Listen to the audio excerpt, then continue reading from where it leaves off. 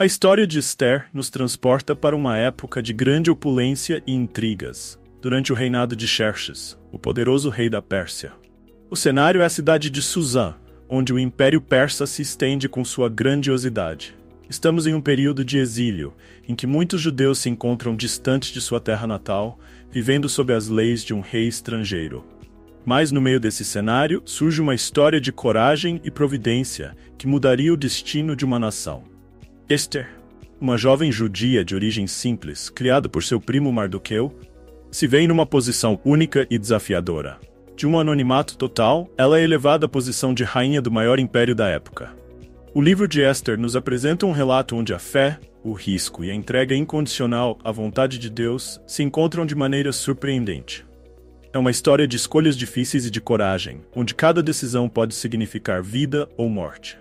No entanto, também é uma história de esperança, mostrando que, mesmo nas circunstâncias mais adversas, a mão de Deus não está ausente. Ao acompanharmos essa jornada, veremos como os atos de uma mulher que decidiu colocar seu povo acima de si mesma se tornaram um símbolo de fé e determinação.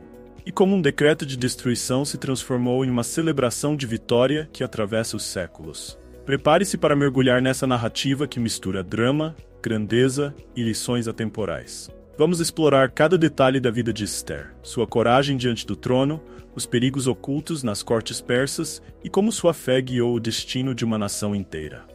A história começa no 3º ano do reinado de Xerxes, também conhecido como Assuero, um dos reis mais poderosos da Pérsia. Para mostrar toda a sua riqueza e poder, Xerxes organiza um banquete grandioso que dura 180 dias, seguido por mais 7 dias de celebrações no palácio de Suzã, aberto tanto para nobres quanto para as pessoas comuns da cidade. As descrições dos festejos são impressionantes. O palácio é adornado com tapeçarias de linho branco, verde e azul celeste, pendentes de cordões de linho fino e púrpura, sustentados por anéis de prata sobre colunas de mármore. Os leitos eram de ouro e prata, brilhando sobre um pavimento de pórfiro, mármore, alabastro e pedras preciosas. Cada detalhe reflete a riqueza e a opulência do Império Persa, transmitindo um cenário de grandeza que simboliza a autoridade de Xerxes. Enquanto o rei celebra com seus convidados, a rainha Vashti também oferece um banquete para as mulheres no palácio. No último dia das festividades, alegre pelo vinho, Xerxes decide exibir a beleza de Vashti diante de todos os seus convidados. Ele envia seus eunucos para buscar a rainha, ordenando que ela se apresente usando sua coroa real, mas Vashti recusa o chamado do rei. A razão exata para sua recusa não é explicada no texto, mas é um ato que desafia diretamente a autoridade de Xerxes e quebra as expectativas da corte. Esse momento de tensão abre espaço para uma série de eventos que alterariam o curso da história. A recusa de Vashti é vista como um ato de insubordinação, não apenas contra o rei, mas contra toda a ordem social daquela época. Xerxes, furioso e envergonhado diante de seus convidados, consulta seus conselheiros para decidir o que fazer com Vashti. Eles argumentam que o comportamento da rainha poderia inspirar outras mulheres a desobedecerem seus maridos e sugerem que ela seja destituída do trono. Assim, para preservar sua autoridade e estabelecer um exemplo, Xerxes emite um decreto irrevogável. Vashti é banida de sua posição como rainha. A destituição de Vashti marca o início de uma mudança significativa no reino. A corte persa, que antes estava em festa, agora se encontra em busca de uma nova rainha. O que parecia ser um simples banquete se transforma em um evento que desencadeia uma série de acontecimentos que irão afetar não apenas o trono, mas o futuro de todo o povo judeu. Essa reviravolta cria a abertura para que uma nova figura surja no palácio de Xerxes, uma jovem que será o instrumento de salvação para o seu povo. E assim, o palco está preparado para a entrada de Esther na história. Após a destituição de Vashti, o rei Xerxes sente a necessidade de uma nova rainha. Seus conselheiros sugerem que se busquem as jovens mais belas de todo o império, para que, entre elas, uma seja escolhida para ocupar o lugar de Vashti. Assim, inicia-se um grande processo de seleção em todo o reino, e jovens de diversas regiões são levadas ao palácio de Suzã. É nesse contexto que conhecemos Esther, uma jovem judia de origem simples. Seu nome hebraico é Hadassah, mas ela adota o nome persa Esther, que significa estrela. Órfã de pai e mãe, Esther foi criada por seu primo Mardoqueu, que se tornou para ela uma figura paterna. Mardoqueu era um homem justo e temente a Deus, e fazia parte dos exilados judeus que viviam em Suzã. Esther é uma jovem de grande beleza, mas o que a diferencia é sua atitude humilde e seu coração disposto a aprender. Quando chega ao palácio, ela rapidamente conquista o favor de Hegai, o eunuco encarregado de preparar as jovens para se apresentarem ao rei. Esther recebe cuidados especiais, como tratamentos de beleza e as melhores acomodações, o que já aponta para um destino especial. Apesar de estar em um ambiente de luxo, Esther segue um conselho importante de Mardoqueu. Ela não revela sua identidade como judia. Essa orientação é uma precaução que se mostrará crucial para os eventos futuros, mantendo Esther protegida das tensões que poderiam surgir entre seu povo e os persas. Depois de um longo período de preparação, finalmente chega o dia em que Esther se apresenta diante do rei Xerxes. Sua presença é marcante, e o rei se encanta por sua beleza e seu comportamento distinto.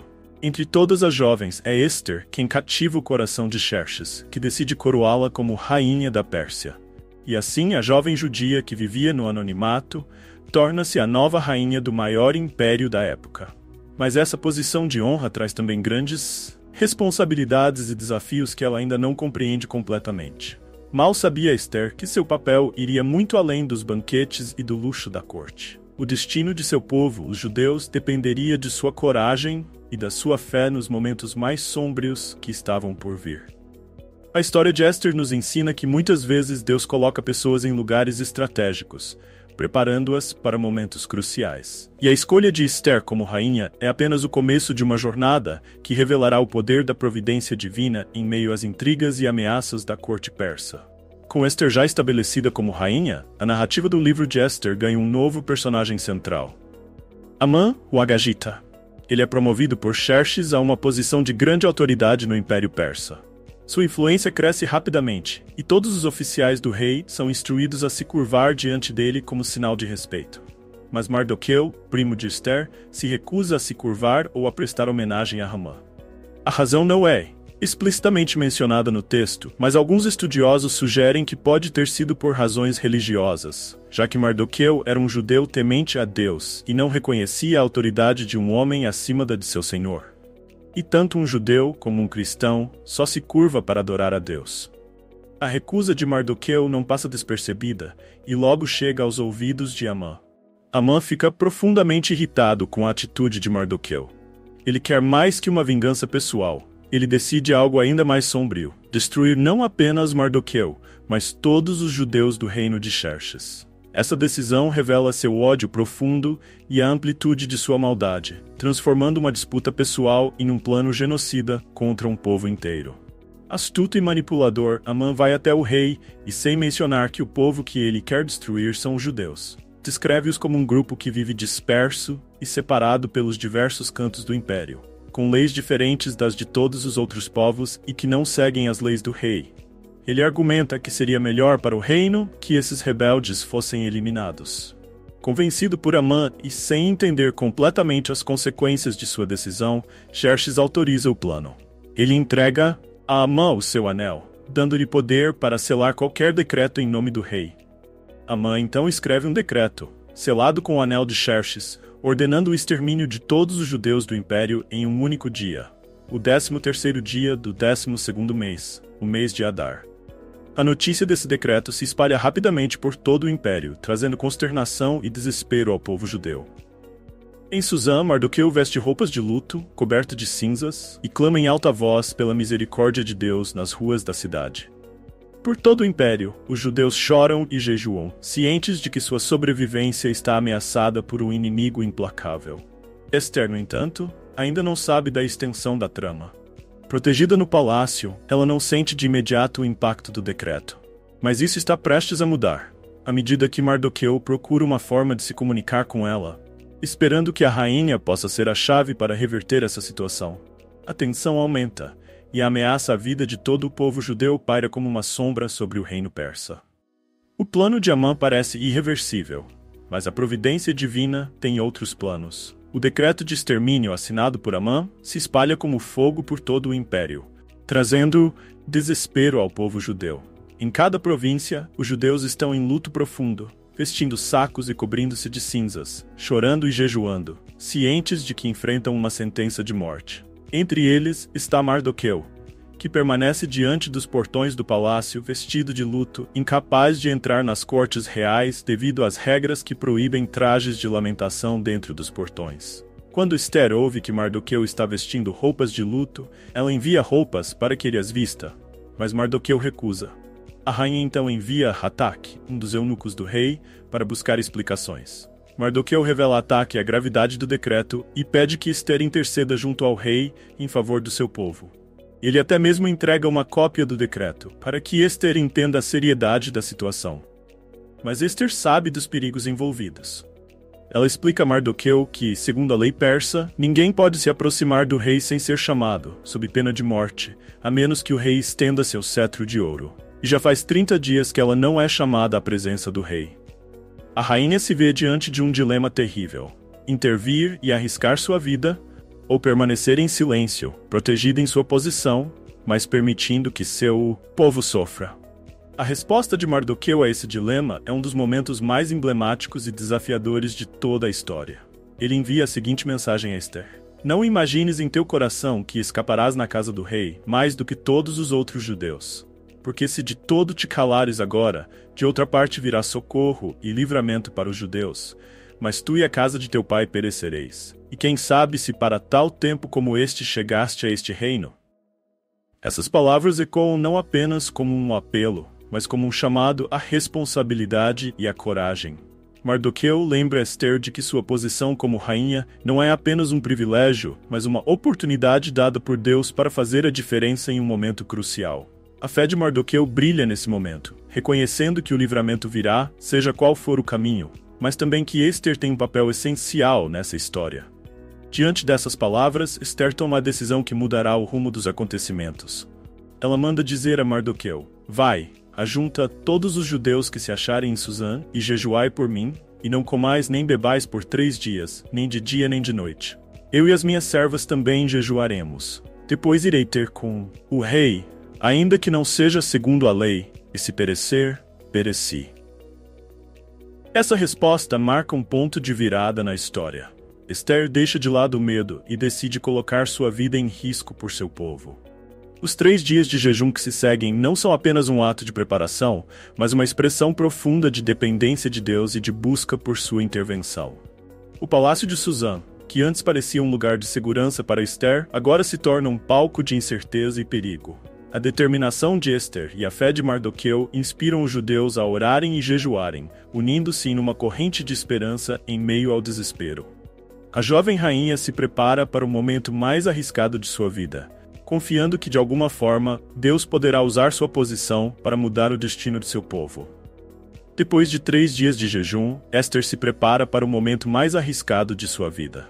Ela veste seus trajes reais, simbolizando não apenas sua posição de rainha, mas também a coragem que assumiu diante de seu chamado. Cada passo em direção à sala do trono é carregado de tensão, pois ela sabe que se o rei não estender seu cetro, ela poderá ser executada por se apresentar sem ter sido chamada. Ao entrar na presença do rei Xerxes, a sala se silencia. Os olhos de todos se voltam para Esther, aguardando a reação do monarca. Xerxes a observa e, em um momento que parece durar uma eternidade, ele finalmente estende o cetro de ouro em sua direção.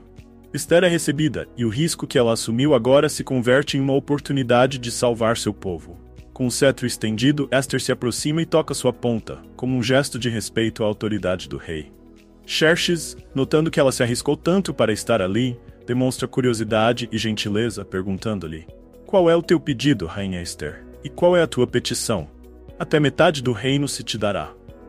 Em vez de revelar de imediato a verdadeira razão de sua visita, Esther opta por um caminho cauteloso. Ela convida Xerxes e Hamã para um banquete especial que está preparando. A escolha de Esther de adiar seu pedido pode parecer intrigante, mas revela sua sabedoria. Ela sabe que um momento tão delicado exige preparação e a criação de um ambiente favorável. No primeiro banquete, a tensão ainda paira no ar. Esther novamente não faz seu pedido final, mas convida o rei e Hamã para um segundo banquete no dia seguinte. Hamã, sem saber do perigo que se aproxima, deixa o palácio exultante, orgulhoso de ter sido convidado para um banquete pessoal com a rainha e o rei. Mas o orgulho de Amã é rapidamente transformado em ódio, ao ver Mardoqueu mais uma vez se recusando a curvar-se diante dele. Consumido pela raiva, Haman decide tomar uma atitude extrema. Ele manda construir uma forca de 22 metros de altura, planejando pedir ao rei que enforque Mardoqueu no dia seguinte. O plano de Amã parece seguir sem obstáculos, e ele se sente mais seguro do que nunca em sua posição. Enquanto isso, Esther aguarda o momento certo para revelar seu verdadeiro pedido, preparando-se para enfrentar não apenas o rei, mas também Haman, que é agora uma ameaça direta ao seu povo e ao seu próprio primo. A tensão está no auge, e o desenrolar dos eventos depende de cada movimento calculado por Esther. Naquela noite, quando tudo parecia caminhar para um desfecho trágico, algo inesperado acontece. O rei Xerxes não consegue dormir. Em um momento que parece simples, mas que revela a mão da providência divina, ele ordena que lhe tragam o livro das crônicas, onde os eventos do reino são registrados. Enquanto os registros são lidos para ele, um relato específico chama a sua atenção. Um incidente que havia sido esquecido, mas que agora se torna fundamental para mudar o rumo da história. O relato descreve como algum tempo antes, Mardoqueu havia revelado um complô de 2 eunucos que planejavam assassinar o rei. Xerxes percebe que, apesar de Mardoqueu ter salvado sua vida, ele nunca havia sido recompensado por esse ato de lealdade. Determinado a corrigir essa falha, o rei decide honrar Mardoqueu. Na manhã seguinte, quando Amã entra no palácio com a intenção de pedir a execução de Mardoqueu, ele é surpreendido por uma pergunta do rei: que se fará ao homem de cuja honra o rei se agrada? Amã, em sua arrogância, acredita que o rei só pode estar se referindo a ele próprio, e sugere uma homenagem grandiosa. Que esse homem seja vestido com as roupas reais, cavalgue no cavalo do rei e seja conduzido pelas ruas da cidade, enquanto se proclama: assim se faz ao homem de cuja honra o rei se agrada.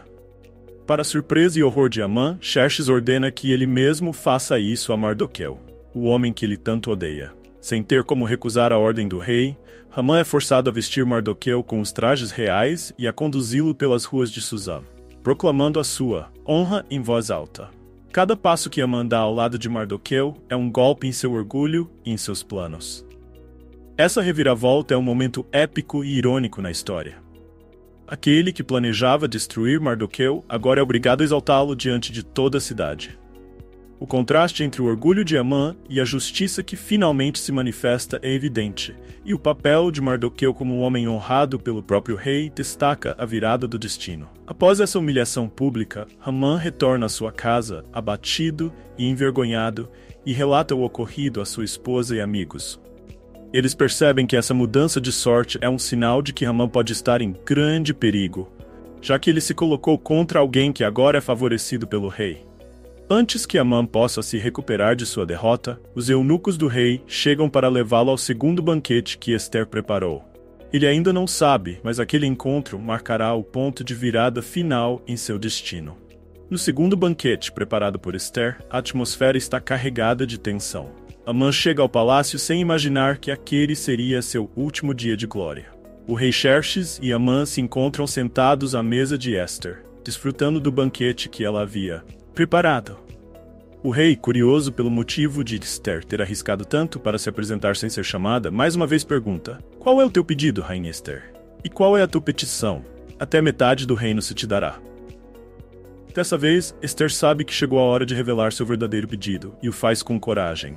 Ela responde: se achei favor aos olhos do rei, e se bem parecer ao rei, conceda-me a vida. Este é o meu pedido. E poupe a vida do meu povo. Este é o meu desejo.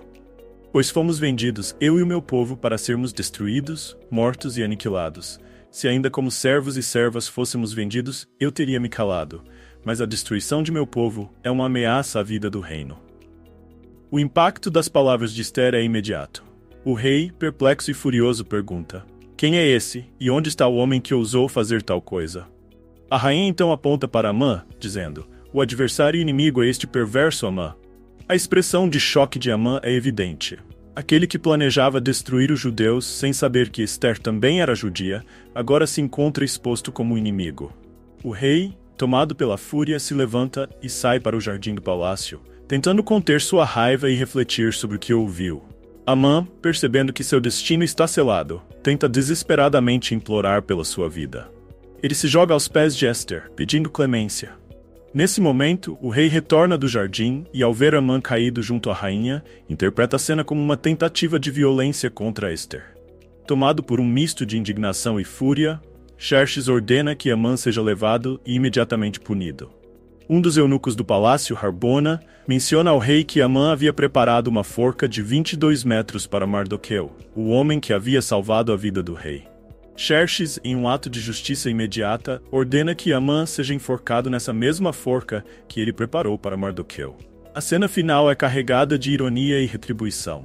Amã, que buscava exterminar Mardoqueu e seu povo, agora sofre as consequências de seus próprios planos.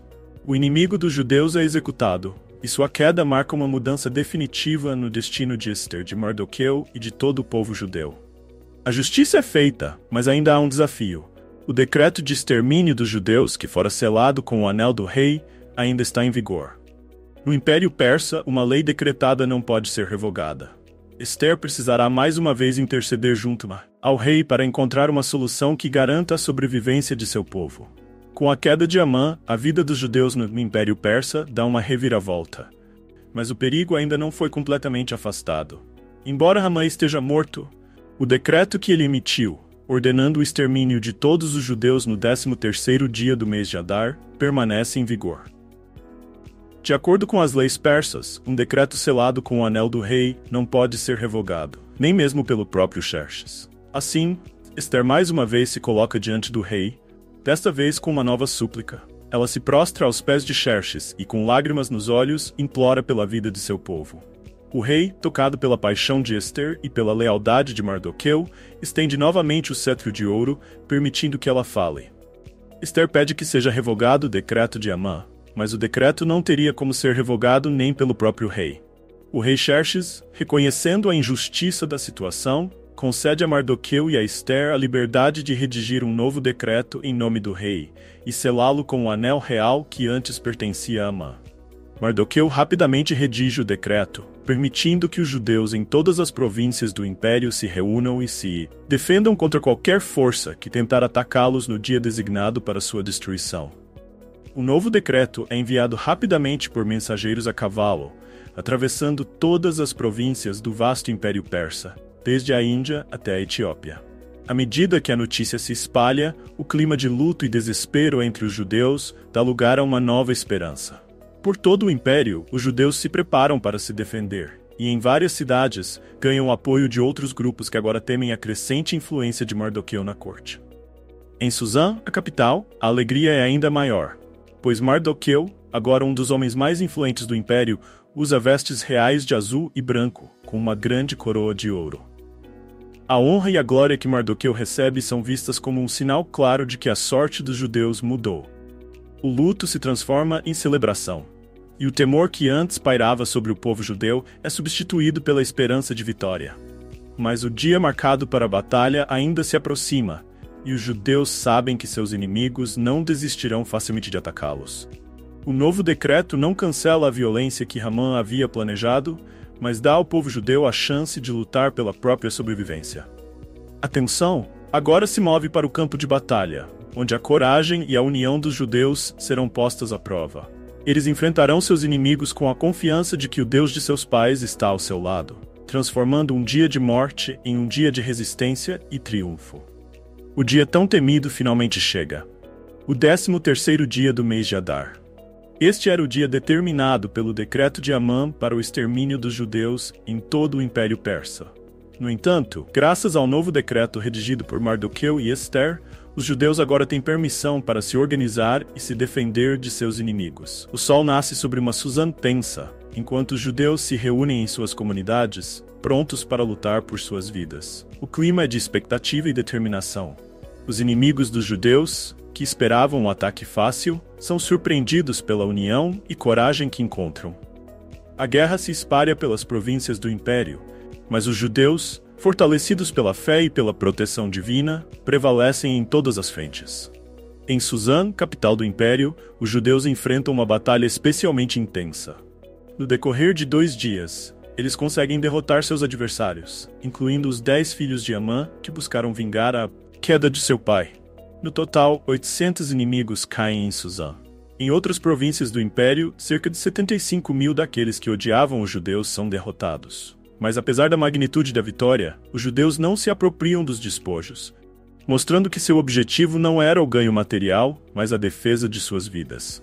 Para marcar essa vitória, os judeus instituem a festa do Purim, uma celebração de alegria e gratidão. O nome Purim vem da palavra pur, que significa sorte, em referência às sortes que Amã lançou para escolher o dia da destruição dos judeus. Mas o que era para ser um dia de desgraça, transformou-se em um dia de livramento e triunfo. A festa do Purim é estabelecida por Mardoqueu e Ester como um memorial perpétuo, para que todas as gerações futuras se lembrem de como Deus reverteu a sorte de seu povo, transformando o luto em celebração e o desespero em alegria. É um dia de banquetes, presentes e ajuda aos necessitados, simbolizando a união e a gratidão entre os judeus. A história de Ester e a festa do Purim não são apenas sobre vitória militar, mas sobre a preservação da identidade de um povo e a confiança em uma providência que opera de maneiras misteriosas. Até os dias de hoje, o Purim é celebrado pelos judeus como um lembrete de que, mesmo em meio às situações mais difíceis, Deus pode reverter a sorte e trazer livramento. Com a derrota dos inimigos dos judeus e a instituição do Purim, a história de Ester e Mardoqueu chega ao seu desfecho. Após a queda de Amã, Mardoqueu assume uma posição de grande importância no Império Persa, tornando-se o segundo em autoridade, logo abaixo do rei Xerxes. Com o anel que antes pertencia a Amã, Mardoqueu agora tem poder e influência para tomar decisões que beneficiem o povo judeu e assegurem sua segurança em todo o Império. Ele é respeitado e amado pelos judeus, pois usou sua posição para buscar o bem de seu povo e promover a paz. A glória de Mardoqueu é mais do que uma ascensão pessoal. Ela representa a vitória da justiça e da fé diante da perseguição e da maldade. Sua história, assim como a de Ester, é um testemunho de como Deus pode usar pessoas comuns, colocá-las em posições estratégicas e, por meio delas, trazer salvação e esperança. O livro de Ester, em seu último capítulo, também reforça a grandeza do reinado de Xerxes e as realizações de Mardoqueu. Mas, acima de tudo, o que ecoa é a providência divina, que guiou cada passo desse relato. Desde a destituição de Vasti até a coroação de Ester, desde a insônia do rei até a queda de Amã, cada detalhe parece fazer parte de um plano maior, que garantiu a sobrevivência do povo de Deus em meio a um império hostil. O livro de Ester termina sem mencionar diretamente o nome de Deus, mas seu agir é evidente em cada reviravolta. É uma história que nos lembra que, mesmo quando tudo parece perdido e o silêncio de Deus parece prevalecer, Ele está presente, movendo peças no tabuleiro da história para cumprir seus propósitos. A história de Ester é um convite a refletirmos sobre o papel da coragem e da fé em nossas vidas. Ester, uma jovem que poderia ter se acomodado em sua posição de rainha, escolheu arriscar tudo por seu povo. Mardoqueu, um homem que poderia ter se calado diante das ameaças de Amã, manteve-se firme em sua confiança de que o livramento viria, mesmo que ele não soubesse de onde. A narrativa nos ensina que por trás dos eventos do cotidiano e das decisões que tomamos, há uma mão soberana que guia os destinos. O exemplo de Ester nos desafia a reconhecer as oportunidades que temos de fazer a diferença em nossos dias, confiando que, mesmo nos momentos mais sômbrios, existe um propósito para a nossa vida. E você? O que pode aprender com a história de Ester? Em que momentos da sua vida você precisou ter coragem e confiar que algo maior estava em jogo? Se essa história te inspirou, compartilhe este vídeo com alguém que precisa de uma mensagem de esperança e de força para enfrentar os desafios. Não se esqueça de deixar seu comentário e se inscrever no canal para acompanhar mais histórias de fé, coragem e sabedoria. Junte-se a nós na próxima jornada pelo universo da Bíblia, onde cada relato traz lições que continuam a ecoar em nossas vidas até hoje.